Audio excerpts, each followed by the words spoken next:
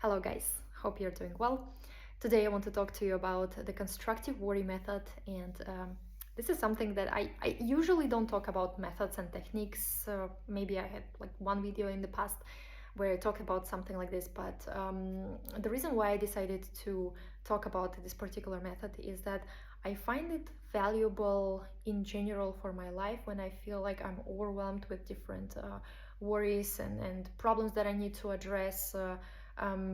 Issues to fix in my life. And this video is going to be slightly different in a sense that I don't find that this particular method helps to address our fears related to sleep and not sleeping itself, which is usually the root of this kind of like ongoing cycle of insomnia and fearing not sleeping. But I do find it helpful when it comes to kind of like general worries in life. Let's say these are financial worries, maybe relationship worries, whatever that is, not related to sleep or insomnia. So this constructive worry method, I found it during my own struggle with insomnia. I was Googling a lot of things, how to, trying to find the answer basically. And I found this small PDF. It was, the method was created by sorry, I will read it, Dr. Carney, I think. Yes. And it was really helpful and helpful way to approach our problems rationally. I cannot say that it it helped with my insomnia fears, because there are other ways I found way more helpful for me personally, but I found it very helpful when it came to non-sleep related worries. Maybe you also have experienced moments in your life, maybe during the day or during the night, when you feel like there is a heavy cloud of just general problems in life, maybe something specific that happened, and we are just constantly ruminating. We feel like this is a problem, but we don't seem to have clarity in it. We don't know how to approach it. It just feels like a heavy cloud, like a burden on our shoulders. And our worrying energy kind of makes us feel kind of incapable of focusing on other things in life.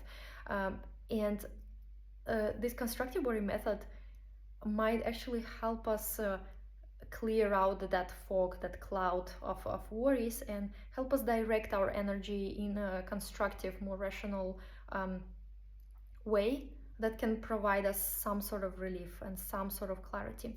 So I'm going to read this, it's just like a PDF file. If you Google it, just constructive worry method, you will find a PDF somewhere on the first pages of Google. So it might, it might be helpful. So basically it's presented as an exercise, but sometimes I would just do it in my mind, or sometimes I would write it down. Basically we have a list, and we split it in two parts: concerns and solutions. So in the concerns column, we can write down problems that we think that we have in life. Again, I wouldn't recommend to look at sleep and insomnia related problems, such as like, I want to get at least 7 hours of sleep, because again, if you've been following my content for quite some time, you know that the way I speak about insomnia recovery and so the whole root of this kind of like self-perpetuating insomnia cycle is that the desire to control sleep outcome, trying to fix our sleep, trying to problem solve things, actually becomes the problem on its own. But with any other problems, with any other issues in life that can have an actual tangible solution, this can be really helpful.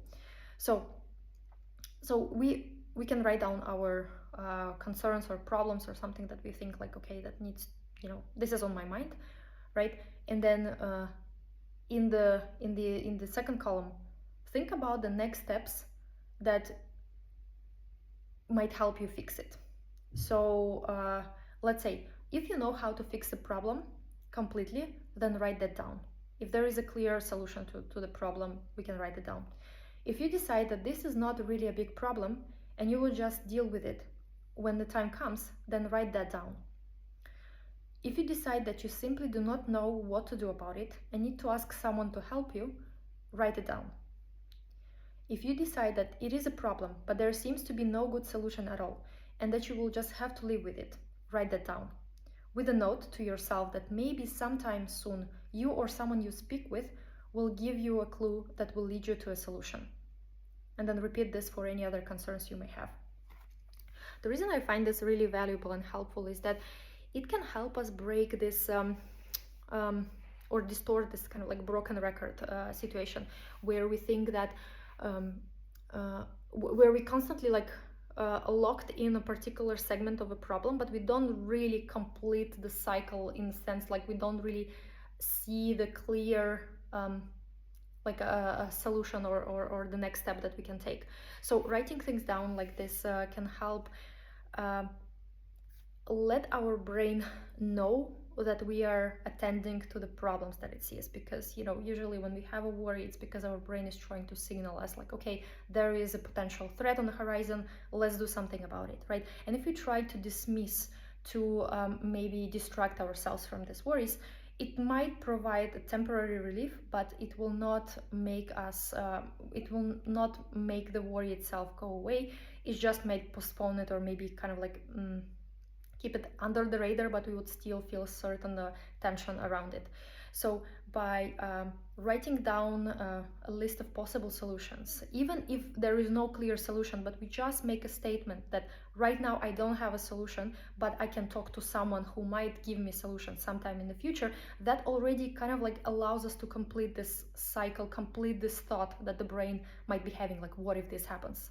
Then we can have some sort of like a statement which still might not be the final solution, but it kind of can let the brain know that we already took or have some idea about addressing this issue. And when we have that clarity in our minds, then usually the amount of rumination starts to decrease. And next time we might still find ourselves occasionally slipping into the same kind of like a broken record type of experience. Then we can again remind ourselves that we already have a certain set of solutions for those problems. And in this way we are able to look at our problems from a realistic and rational point of view, instead of kind of like aimlessly worrying about it, not knowing like what to do next. It can already reduce a lot of worries.